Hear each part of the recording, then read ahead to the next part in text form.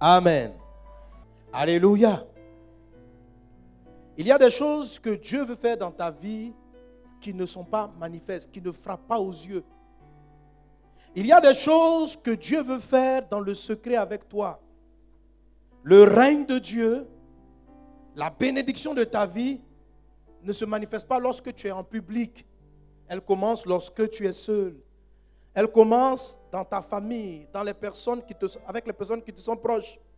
Amen. Donc je disais tantôt, 5 éléments de base pour apporter la réponse de Dieu. Le monde a besoin de Dieu. Le monde a besoin des solutions de Dieu. La famine, les problèmes scolaires, les difficultés, les problèmes ont besoin de Dieu. Le monde est sans Dieu. Le monde ne craint pas Dieu. Le monde ne marche pas avec Dieu. Certains d'entre vous transportent en eux la réponse de Dieu. Tu es la solution à ces enfants qui ne vont pas à l'école, qui sont dans le malheur, qui ont besoin de Jésus, qui ont besoin d'étudier. Tu portes certainement la réponse. Le monde a besoin de toi, mais de la réponse que Dieu a déposée en toi.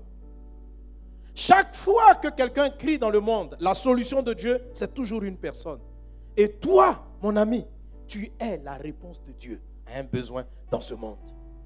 Tu es la réponse de Dieu. Si tu n'apportes pas la solution que Dieu a déposée en toi, tu as raté ta vie pour Dieu. Pour que le fruit soit manifesté, il y a ce que j'appelle donc les 5 éléments de base. 5 choses que tu dois corriger si tu ne les fais pas encore et que tu dois traiter, que tu dois vivre avec ton Dieu. Amen. Et nous allons tirer ces 5 éléments de la vie de cet homme dont je parlais tantôt, Joseph, le fils de Jacob. Je vous invite donc sans plus tarder à ouvrir vos Bibles avec moi et à lire le livre de la Genèse en son chapitre 37 à partir du verset 1 jusqu'au verset 11. La vie de Joseph va se subdiviser en 5 grandes étapes, que moi j'appelle donc ces 5 écoles. Et cet homme va finir sa vie en devenant en manifestant une très grande influence sur le monde entier. Son influence n'a pas simplement consisté à donner à manger au monde, mais il a amené la crainte de Dieu, les valeurs de Dieu dans un pays païen. On va beaucoup lire aussi la vie de Daniel et de ses amis, Shadrach, Meshach et Abednego. Ces hommes-là ont amené un roi ou des rois sorciers, fétichistes, idolâtres à se prosterner et à reconnaître que le Seigneur est Dieu. Il y a des personnes parmi nous qui peut-être ne seront pas appelées à être chefs d'État, mais qui par leur comportement amèneront les chefs d'État, les premiers ministres, les ambassadeurs, les députés à craindre Dieu. Alléluia. Alléluia. Genèse chapitre 37. Je fais la lecture. Il est dit: Jacob demeura dans le pays de Canaan où avait séjourné son père. Voici la postérité de Jacob. Joseph, âgé de 17 ans, faisait paître le troupeau avec ses frères. Donc notez le verset 2. Joseph, âgé de 17 ans, faisait paître le troupeau avec ses frères. Notez aussi ce qu'il a dit. Il a dit: cet enfant était auprès des fils de Bila et des fils de Zilpa, femme de son père. Et Joseph rapportait à leur père leurs mauvais propos. Verset 3 de Genèse 37. Israël aimait Joseph plus que tous ses autres fils, parce qu'il l'avait eu dans sa vieillesse, et il lui fit une tunique de plusieurs couleurs. Verset 4. Ses frères virent que leur père l'aimait plus que tous, et ils le prirent en haine. Ils ne pouvaient lui parler avec amitié. Joseph eut un songe. Il le raconta à ses frères, qui le haïrent encore davantage. Il leur dit: écoutez ce songe que j'ai eu. Nous étions alliés des gerbes au milieu des champs. Et voici ma gerbe se leva et se tint debout, et vos gerbes l'entourèrent et se prosternèrent devant elle. Ses frères lui dirent: est-ce que tu régneras sur nous? Est-ce que tu nous gouverneras? Et ils le haïrent encore davantage à cause de ses songes et à cause de ses paroles. Il eut encore un autre songe. Il le raconta à ses frères et il dit: j'ai eu encore un songe. Et voici le soleil, la lune et 11 étoiles se prosternaient devant moi. Il le raconta à son père et à ses frères. Son père le réprimanda et lui dit: que signifie ce songe que tu as eu? Faut-il que nous venions, moi, ta mère et tes frères, nous prosterner en terre devant toi? Ses frères eurent de l'envie contre lui, mais son père garda le souvenir de ces choses. verset 11, il est dit, son père garda le souvenir de ces choses, le souvenir de son songe, de ses songes. Amen. Et on verra plus tard, parce que dans l'histoire de Joseph, après cette belle vie avec son père, fils préféré de son père, je rappelle que Jacob, son père, est quelqu'un d'énormément riche, de très riche. Joseph, le 11e de ses 12 enfants, était le plus aimé, le plus apprécié. Joseph était donc dans l'intimité de son père. La Bible nous montre après que Joseph craignait Dieu plus que tous ses autres frères. On le voit à cause de Dieu refuser par exemple d'aller avec la femme de son patron Potiphar lorsqu'il sera jeté en esclavage en Égypte. On le voit dans sa vie honnête, on le voit témoigner de la parole de Dieu à Pharaon. Joseph était quelqu'un qui avait une communion particulière avec Dieu, différente de celle de ses frères. Il est dit dans ce texte que Joseph, même s'il était avec ses frères, ne se comportait pas comme eux. Le texte qui dit qu'il rapportait à leur père leurs mauvais propos montrait que Joseph se distinguait. Donc, Joseph est une personne qui ne marchait pas selon la foule. C'est-à-dire, ce n'est pas parce que tout le monde fait quelque chose qu'il va le faire. S'il constate que ce n'est pas convenable, il ne le fera pas. Joseph, malgré qu'il soit le 11e, avait des valeurs supérieures. Quand vous êtes le 11e, vous regardez vos grands frères. Et les grands frères avaient de mauvais comportements. Joseph ne suivait pas ses aînés dans leur attitude. Il considérait le comportement de son père. C'est ce qui a amené Joseph à être plus proche de son père que ne l'étaient les autres. Amen. Donc il craignait Dieu. Il avait une certaine communion avec Dieu que ses frères n'avaient pas. Il était une personne qui avait des valeurs et des principes qu'il honorait, qu'il respectait. Même si tous étaient contre lui, il était prêt à manifester ses valeurs et ses principes. Joseph aussi était quelqu'un de bon. Là, c'est un aspect que je n'avais pas vu au départ, dans les enseignements précédents que j'ai donnés à ce sujet. La Bible dit, Joseph était auprès des fils de Zilpa et de Bila. En fait, Jacob avait quelque part 4 femmes. Rachel, la mère de Joseph, qui est décédée à l'accouchement de Benjamin. Donc Joseph n'avait plus sa mère. Et puis, donc, Jacob avait 2 femmes attitrées, 2 femmes avec qui il s'était vraiment marié. Donc Léa et Rachel. Léa était encore là et il avait pris des concubines selon leur tradition. Lorsque une des épouses a des difficultés à avoir des enfants, elle peut donner sa servante. Et les enfants qu'elle aura seront considérés comme ses propres enfants. C'est une de leurs traditions que Dieu n'appréciait pas. Il faut que je le dise. Voilà. Il ne faut pas que quelqu'un va aller faire ça. Frère, dis à quelqu'un, fais attention. Hein. Ok. Dieu n'était pas d'accord. Amen. Voilà. Amen. Amen. Ok, donc voici le contexte dans lequel elle a grandi. Mais les femmes Bila et Zilpa étaient des femmes de second rang, un peu rejetées. Et la Bible dit que Joseph, malgré qu'il était le fils de la femme préférée, n'avait aucun scrupule. Il ne se croyait pas supérieur. Il était auprès des enfants de Bila et de Zilpa. Il y a aussi les enfants de Léa. On ne cite pas Léa dans ce texte. Il s'approchait de ses frères. Mais en fait, cette portion de verset démontre que il était bon de cœur. Il aimait tout le monde. Il ne triait pas en disant, je suis l'enfant préféré. Et vous, vous êtes les enfants des femmes, des servantes. La Bible dit, il était auprès. En fait, Dieu cite plusieurs attitudes de Joseph pour nous faire comprendre ce qui s'est passé avant qu'on ne découvre le grand Joseph qui a transformé les nations. Amen. Amen. Même si cela ne transparaît pas très clairement dans ce passage, dans ce texte qu'on vient de lire, le premier des points parmi les 5 bases, c'est qu'on constate que Joseph et les 5 caractéristiques que je vais citer concernant Joseph sont vraies dans la vie de Daniel, dans la vie de David, dans la vie de toutes ces personnes d'influence, dans la vie de Mardoché. Ce sont des principes qui sont vrais. Amen. Parmi les 5 bases, la première est celle-ci. Tous les hommes qui ont manifesté leur destination, leur destinée selon Dieu, qui ont été une bénédiction de la part de Dieu pour l'humanité, sont tous des chercheurs de Dieu. Amen. Amen. Je ne sais pas comment, je cherchais le mot pour traduire, peut-être le mot chercheur ne sait pas ce que je vais vous expliquer. Mais c'est la première base. Ce sont des gens qui avaient soif de la présence de Dieu.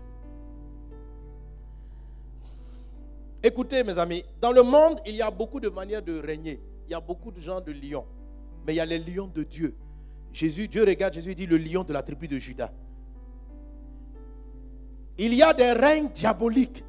Mais je parle de ton destin, du règne de Dieu, de ce que Dieu veut déposer, Dieu a mis en toi. Ce dont je parle n'est manifesté que dans la vie des croyants qui cherchent Dieu. Vous savez, tous les frères de Joseph croyaient en l'existence de Dieu. Tous les frères de Joseph étaient des croyants. Ils avaient été circoncis. Ils priaient. Si on veut dire aujourd'hui, ils allaient à l'église. Mais parmi eux, Joseph cherchait Dieu. Chercher Dieu, c'est quoi? C'est une attitude qui montre que tu as la quête du cœur de Dieu. Quelqu'un qui cherche en toutes choses la volonté de Dieu, qui cherche à connaître Dieu. Alléluia. J'ai dit 5 attitudes de base, 5 éléments de base qui vous amènent à être la réponse de Dieu.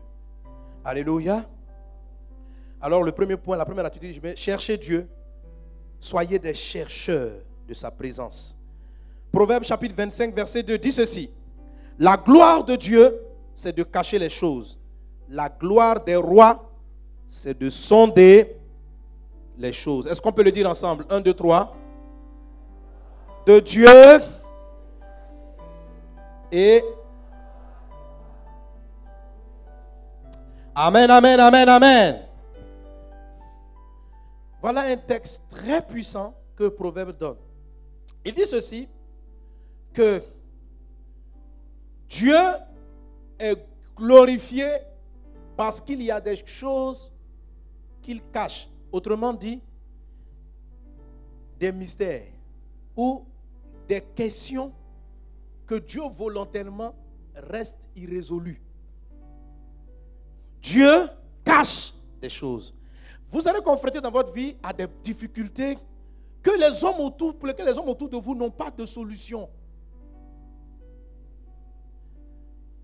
Est-ce que quelqu'un me suit? Dieu tire sa gloire à cacher. Tu demandes la question, mais pourquoi Dieu ne m'explique pas? Pourquoi il ne règle pas mon problème? Voilà, depuis des années, je prie, je jeûne, mon problème n'est pas réglé. Il faut savoir que Dieu est glorifié parce qu'il y a quelque chose que tu ne sais pas. La gloire de Dieu, c'est de cacher les choses. J'ai vu un frère qui me dit, non, lui, il est prêt à regarder. Pourquoi? Il dit, pose trop de questions à Dieu, Dieu ne lui répond pas. Pourquoi Dieu ne résout pas ses problèmes? Il avait des difficultés avec son épouse. Il dit, j'ai crié, j'ai jeûné, je n'ai pas vu, tu n'es pas intervenu. J'ai dit, c'est pas comme ça fonctionne, mon ami. Dieu volontairement, délibérément, il cache. Oh Jésus. Et il dit que ça le glorifie. La gloire de Dieu, c'est de cacher les choses. C'est de laisser des questions en suspens. La gloire de Dieu, c'est de créer des situations où tu ne comprends rien. C'est-à-dire l'affaire est floue. Où est Dieu? Il dit, ça le glorifie. Oh, Jésus.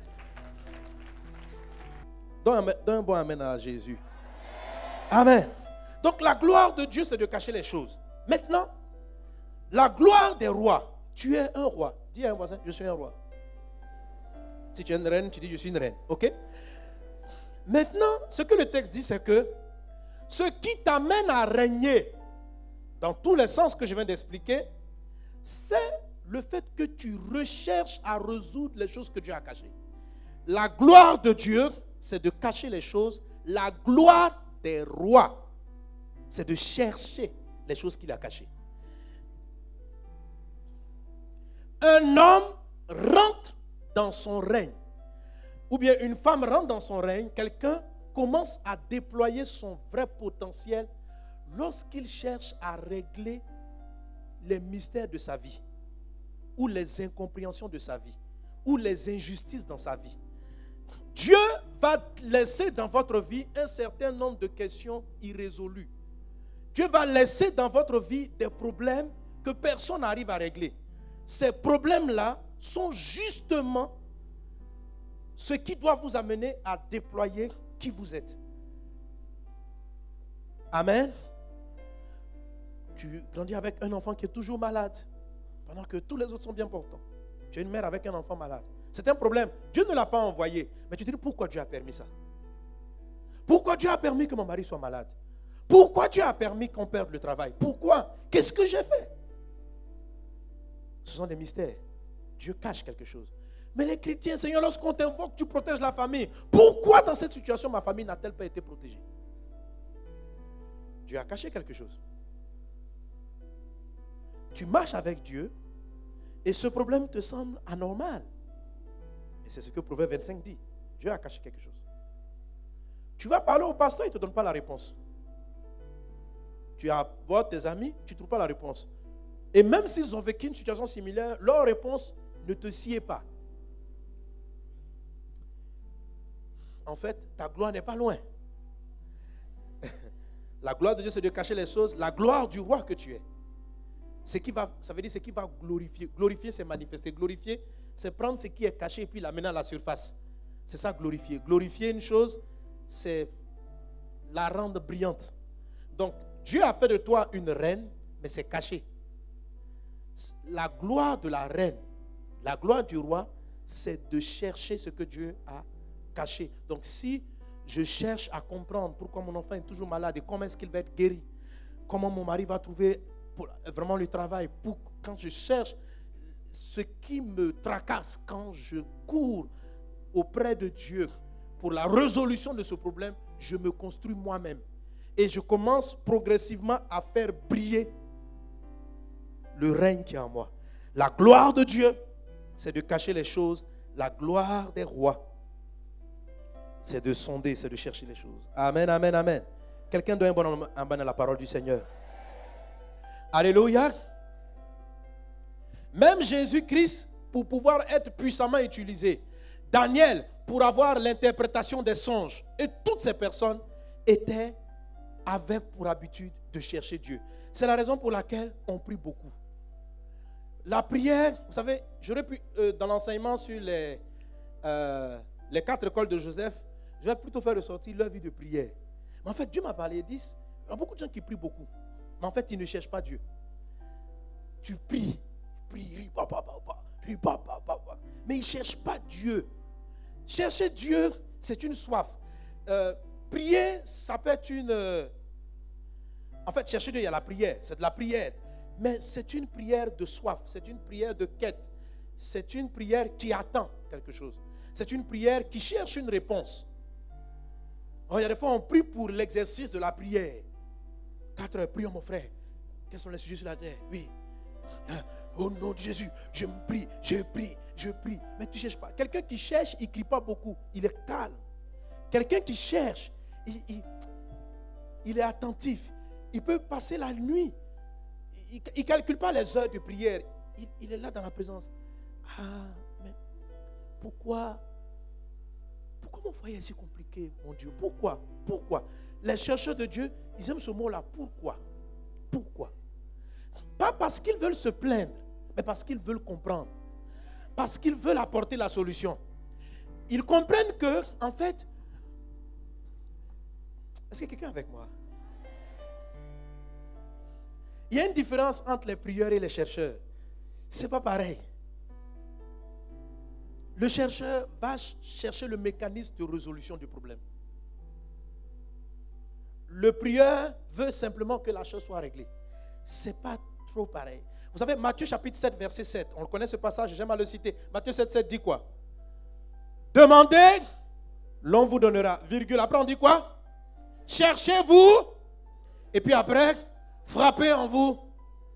Alors, le texte nous dit que nous approcher de Dieu peut s'utiliser en trois aspects différents.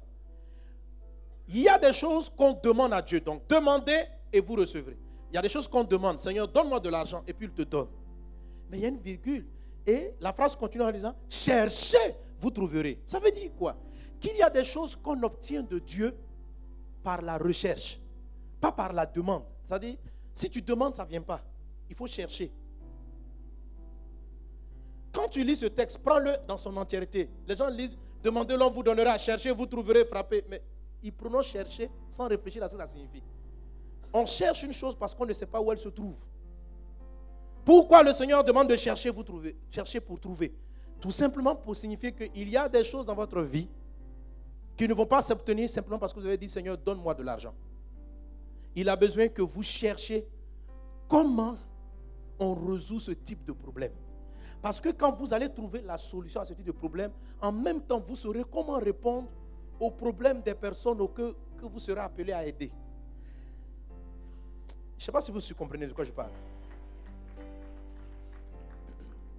Tu as beaucoup de problèmes financiers. Tu pries, Seigneur, donne-moi, je paye mon loyer, il te donne. Mais tu ne comprends pas le mécanisme de l'exaucement. Pour Dieu, c'est limiter ton potentiel. C'est un peu comme vous avez un enfant, tout ce qu'il demande, vous lui donnez. Il y a un moment où vous avez besoin qu'il apprenne comment on trouve l'argent que papa lui donne. Comment on trouve. Vous ne pouvez pas rester avec votre enfant dans une dimension de papa, je veux, tiens. Maman, je veux, tiens. Non, à un moment, tu dis, va à l'école. Et à un moment, si tu as les moyens, tu lui dis, tiens de l'argent de poche. Et un temps, tu lui as dit, l'argent ne va pas venir comme ça. Tu dois travailler pour avoir. Pour sa formation, il doit apprendre. Alléluia. C'est ça l'étape de chercher. Et c'est là qu'elle propulse à la royauté. Amen, amen, amen, amen. Alléluia. Si tu veux être une réponse de Dieu, si tu veux manifester la face du lion, tu dois être un chercheur de Dieu. Cherche Dieu. Cherche Dieu.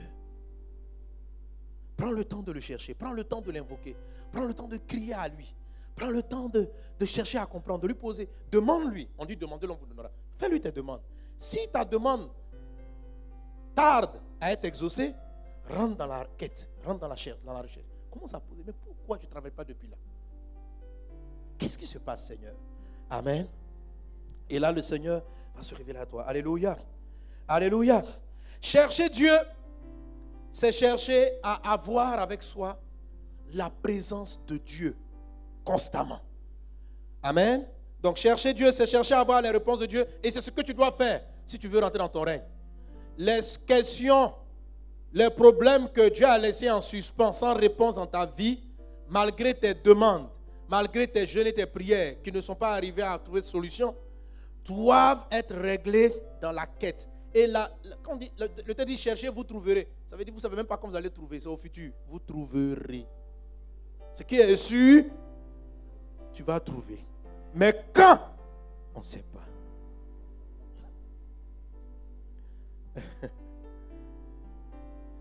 J'ai des sujets comme ça en suspens. Oui, un jour je priais, il m'a promis qu'il allait m'exaucer. Ça fait maintenant près de 20 ans. Ce n'est pas encore arrivé. Mais je sais que ça va se faire. Or, il y a beaucoup d'autres questions pour lesquelles j'ai eu des réponses immédiatement. Ne voyez pas forcément la difficulté dans le fait de chercher. Ne voyez pas la difficulté. Mais Dieu veut que vous ayez un cœur qui court après lui et qui le cherche. Amen. Bousculez, vous allez chercher Dieu. Maintenant, lorsque tu pries, non seulement garde ta vie de prière, mais lorsque tu pries, parle avec Dieu. Ne débute pas seulement des mots, mais parle. Parle à ton Père. Discute avec lui. Parle-lui de la vie. Parle-lui de tes problèmes. Discute avec Dieu, franchement. Jésus dit, quand vous priez, dites, Papa, notre Père, c'est ton Père. Tu t'assois et puis vous parlez. Tu dis, viens, on va causer.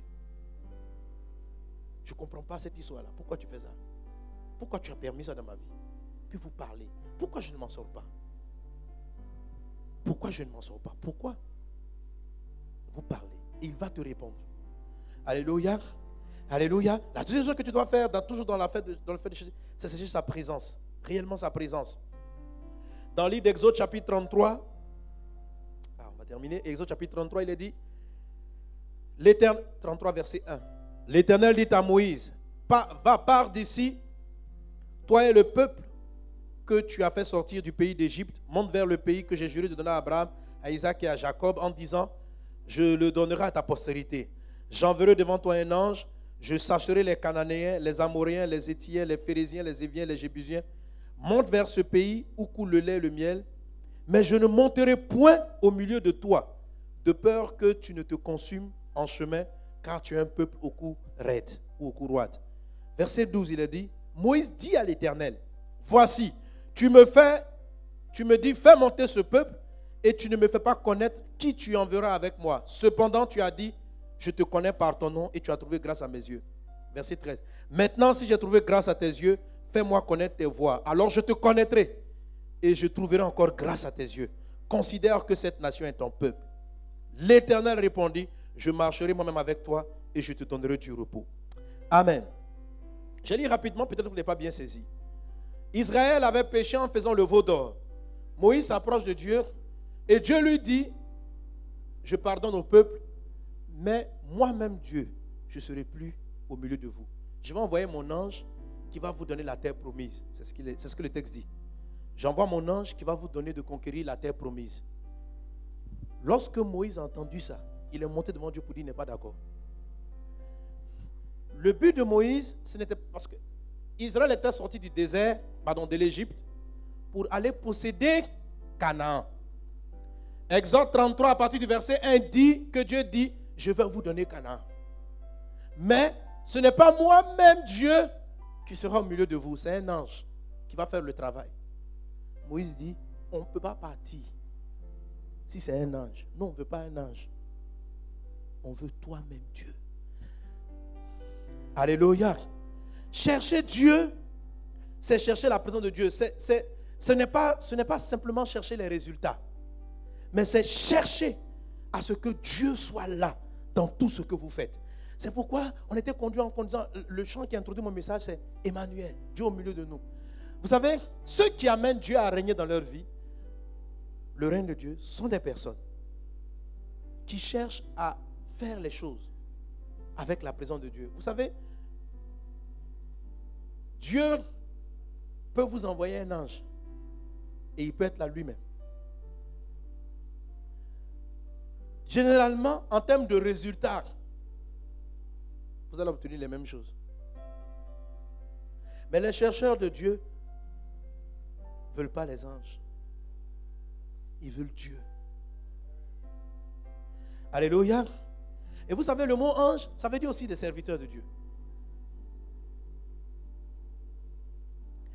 Écoutez, je ne suis pas contre le fait de chercher à être avec le pasteur, à voir les pasteurs. C'est très bien. C'est normal, le pasteur est le berger. Le pasteur est une personne à qui on doit poser des questions, c'est son rôle, c'est son travail. Mais il y a des personnes qui remplacent Dieu par des hommes. Si le pasteur prie pour toi, tu seras guéri. Mais peut-être que si tu rencontres Dieu aussi, il va te guérir. Tu vois, c'est vrai que je vais aller voir le pasteur. Il y a des fois, on a besoin que le pasteur vienne me donner un coup de main. C'est important. Amen. C'est le rôle du pasteur. Mais ce que je veux vous dire, c'est que ne donnez pas, n'acceptez pas qu'un homme ait la place de Dieu dans votre vie. Celui que vous devez chercher, c'est sa présence. Ce sont ses réponses. C'est normal qu'au début de ta foi chrétienne, parce que tu ne sais pas comment marcher, que tu écoutes un nom de Dieu. C'est normal. Mais de manière progressive, alléluia, tu dois apprendre à lui-même lui poser des questions. Lui-même parler avec lui. Chercher Dieu. Alléluia. Alléluia. Alléluia. Vous savez, dans ma marche avec Dieu, j'ai été contraint de vite passer par cette étape. Quand je me suis donné à Jésus, je ne pouvais pas aller à l'église. Je n'ai jamais eu, je crois une seule fois, je me suis assis comme ça en face de mon pasteur. Même pas, en fait, c'était moi qui voulais lui demander, qui voulais lui dire quelque chose. J'avais une parole que j'avais reçue du Seigneur, je voulais partager avec lui.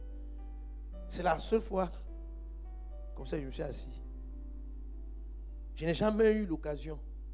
On m'a donné un rendez-vous. Premièrement, parce qu'au départ, je n'avais pas le droit d'aller à l'église. Je me cachais pour pouvoir y aller. Et quand j'arrivais à faire un culte, j'étais obligé de vite rentrer. Mais ça m'amenait à chercher Dieu dans ma chambre, à lui poser toutes les questions. À lui poser toutes les questions, à traiter avec lui, à parler avec lui, à comprendre la vie avec lui. Dimanche, j'arrivais, je me contentais du message. Frère, si vous avez besoin d'un côté, parler au pasteur. Si vous pouvez, gloire à Dieu. Mais la présence d'un homme n'est pas la présence ou l'absence d'un homme n'est pas la fin de votre histoire. Dieu, quelquefois, a l'impression que tu cherches plus la présence des hommes que sa présence. Tu ne peux pas rentrer dans le règne.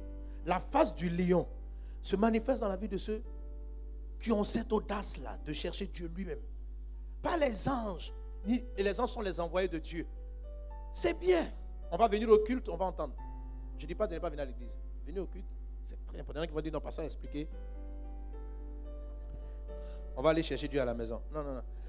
Le culte répond à un autre objectif que j'expliquerai plus tard. Pour le moment, là, mon message n'est pas cela. Amen. Au culte, on vient entendre Dieu. Quand tu viens, tu cherches Dieu et tu viens. C'est un des aspects. Il y en a encore d'autres qui sont très importants.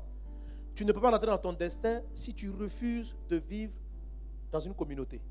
Ce n'est pas possible. Si tu t'isoles, moi je suis dans mon coin, je cherche Dieu seul dans mon coin, tu ne vas jamais rentrer dans ton destin. Parce que ton destin, c'est auprès des personnes. Voilà. Donc, ceux qui sont là disent, non, moi, je suis avec mon Jésus, il me parle, je suis moi seul dans mon coin là-bas. Tu n'es pas dans le plan de Dieu. De tout temps, il y a toujours une communauté. Jésus cherchait une communauté. Tous les dimanches, la Bible dit, tous les sabbats, il montait au temple pour aller adorer le Seigneur.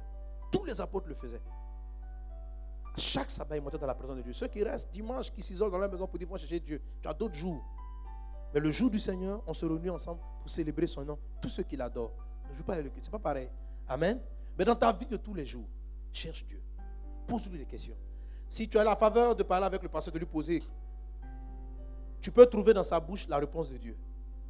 Mais si tu cherches un homme peut te tromper un jour. Un homme peut faire des erreurs. Ton pasteur, qui c'est le meilleur pasteur du monde, il a en lui de nombreuses marges d'erreur. Amen. Mais lui, Dieu, il ne trompe pas. Lui, le Seigneur, il est fidèle. Même si quelquefois tu as l'impression qu'il tarde, même son silence est une réponse. Alléluia. Est-ce que ce matin, on peut avoir des chercheurs de Dieu dans ce lieu? Tu vas entrer dans le règne de Dieu. Tu vas manifester la face du lion parce que tu prends la décision d'être un chercheur de Dieu. C'est la raison pour laquelle Daniel, lorsqu'on lui a dit d'arrêter de prier, il dit, on ne peut pas toucher à ça. Il y a une chose qu'on ne doit pas toucher dans ta vie, c'est la quête de Dieu. On peut tout déplacer, mais on ne doit pas jouer sur les moments où tu vas te mettre devant la présence de Dieu. Ne badine pas avec ça. C'est quelque chose avec lequel on ne joue pas. Jésus se lève, la Bible dit il se réveille tôt et il est rentré en prière dans le livre de Marc chapitre 1. Et les disciples ont demandé, mais qu'est-ce que tu as fait? Il dit, je suis parti chercher Dieu. Chercher comment il allait guérir les malades. Cherche Dieu pour ta famille. Cherche Dieu pour ta vie. Que la soif de Dieu soit dans ta vie. La Bible, David dit ceci, mon âme soupire après le Seigneur. Comme une biche soupire après les eaux. Mon âme a soif de lui. Que ton âme ait soif de Dieu. Que la soif de Dieu soit en toi. La soif de le connaître. La soif de le toucher. La soif de sa présence. La soif de l'entendre. La soif de marcher avec lui. Qu'elle ne te lâche pas. Je te bénis de cette parole aujourd'hui. Je dis qu'elle ne te lâche pas. Sois un assoiffé de Dieu.